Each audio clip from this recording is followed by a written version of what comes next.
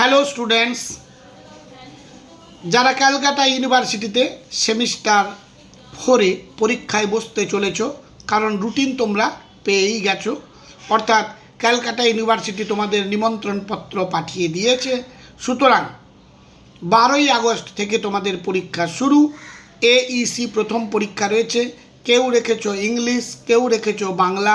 তোমাদের ইংলিশ এবং বাংলা এইসি যদি প্রয়োজন হয় তাহলে তোমরা আমার এই ছোট্ট ইউটিউব চ্যানেলে দেখে নিতে পারো। খুব অল্প সংখ্যক প্রশ্নপত্র আপলোড করা আছে। এখন আলোচনা করব যারা হিস্ট্রি অনার্স নিয়ে পড়ছো এবং ডিএসসিসি 8 এই যে পেপারটি রয়েছে, যার সাবজেক্ট ম্যাটার বা বিষয়বস্তু হলো হিস্ট্রি অফ ইউরোপ 1650 থেকে 1780। Full marks 75। কোচিংয়ে আমরা যে পরীক্ষা নিয়েছিলাম মক টেস্টের, সেটা এখন নিয়ে তোমাদের সাথে ডিসকাস করব। প্রশ্নগুলো দেখে যেও, কমন তোমরা 100% পাবে। আর যারা আমার এই চ্যানেলে নতুন, তারা চ্যানেলটিকে সাবস্ক্রাইব করে পাশের বেল আইকনটি ক্লিক করে রাখবে। নতুন কোনো ভিডিও যেটা তোমারই প্রয়োজনীয় আপলোড করলে সবার আগে নোটিফিকেশান তুমি পেয়ে যাবে।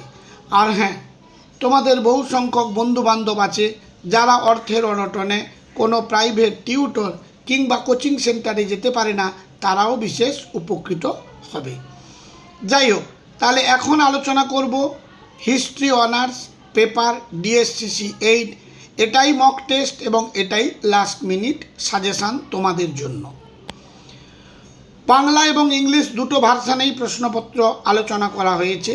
তোমরা প্রথমে বাংলা ভার্সানটা দেখবে, তারপরে রয়েছে ইংলিশ ভার্সান। ভিডিও দেখার শেষে অন্তত একটা লাইক করে দেবে। 1 দাগ, যে কোনো 3টি প্রশ্নের উত্তর দাও। তোমাদের 5 মার্কের 3টি প্রশ্নের উত্তর দিতে হবে এবং 20 মার্কের 3টি প্রশ্নের উত্তর দিতে হবে। অর্থাৎ 20 × 3 60 এবং 5 × 3 15। এই হলো তোমাদের 75 মার্ক হচ্ছে ফুল মার্ক। 1 দাগ, গ্যালিলিওকে কেন আধুনিক বিজ্ঞানের জনক বলা হয়? ভেরি ইম্পর্ট্যান্ট প্রশ্ন। 2 নম্বর, জ্ঞানদীপ্তির যুগ সম্পর্কে আলোচনা করো। 3 দাগ, সামরিক বিপ্লব বলতে কি বোঝো? 4 নম্বর প্রশ্ন, মার্কেন্টাইলবাদের বৈশিষ্ট্যগুলি আলোচনা করো। 5 দাগ, কোপার্নিকাস বিপ্লব বলতে কি বোঝো?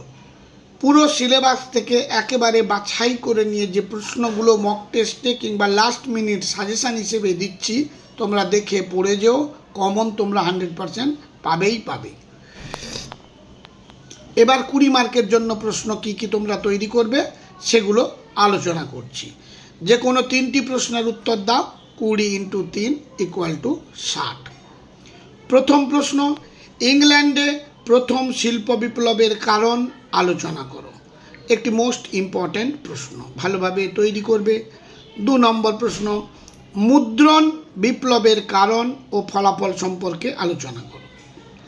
3 নম্বর, বৈজ্ঞানিক বিপ্লব ও ইউরোপে এর অবদান আলোচনা করো। 4 নম্বর প্রশ্ন, ইউরোপীয় অর্থনীতিতে সপ্তদশ শতকের সংকট বলতে কি বোঝো? 5 নম্বর, ইংল্যান্ডে সংসদীয় রাজতন্ত্র গড়ে ওঠার কারণ লেখো। 6 নম্বর, অষ্টাদশ শতকের ইউরোপের জ্ঞানদীপ্ত স্বৈরাচারের বৈশিষ্ট্য আলোচনা করো। মাত্র 6টি প্রশ্ন 20 মার্কের জন্য তোমরা তৈরি করে যাও, দেখবে পরীক্ষায় হুবহু কমন পেয়ে কোনটা লিখবে আর কোনটা ছাড়বে ভেবে উঠতে পারবে না। এবার আলোচনা করব যারা ইংলিশ ভার্সানে পড়ছো তাদের জন্য। প্রথম প্রশ্ন, answer any 3 of the following questions 5 × 3 অর্থাৎ 5 মার্কের প্রশ্ন। প্রথম প্রশ্ন, why is Galileo considered the father of modern science? This is very important question. Question number 2, write a short note on the age of enlightenment. This is also very important question. Question number 3. What do you understand by the military revolution? Question number 4. Discuss the features of mercantilism. Number 5. What is meant by the Copernican revolution?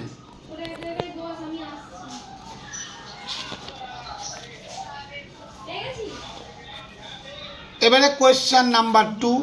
Answer any 3 of the following questions. 20 মার্কসের 3টি প্রশ্নের উত্তর দিতে হবে, 60 নম্বর। প্রথম প্রশ্ন, analyse the causes and consequences of the printing revolution. Number 2, discuss the causes of the first industrial revolution in England. Number 3, what is meant by the 17th century crisis in European economy? Number 4, discuss the features of enlightened despotism in 18th century.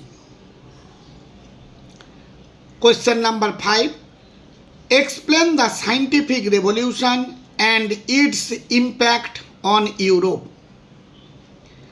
Question number 6, analyze the causes behind the rise of parliamentary monarchy. তাহলে দেখো মাত্র এই 6টা প্রশ্ন, এই 6টা প্রশ্ন তোমরা তৈরি করে গেলে কমন তোমরা 3টে পেয়ে যাবে।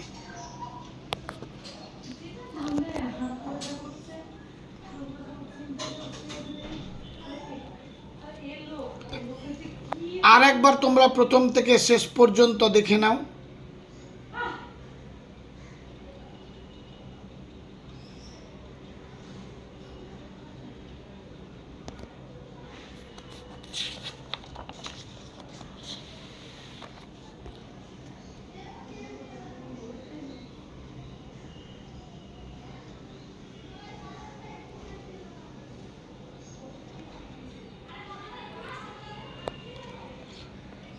পুরো সিলেবাস থেকে বাছাই করা প্রত্যেকটি গুরুত্বপূর্ণ প্রশ্ন তোমরা ভালোভাবে তৈরি করে যাও, কমন তোমরা অবশ্যই পাবে।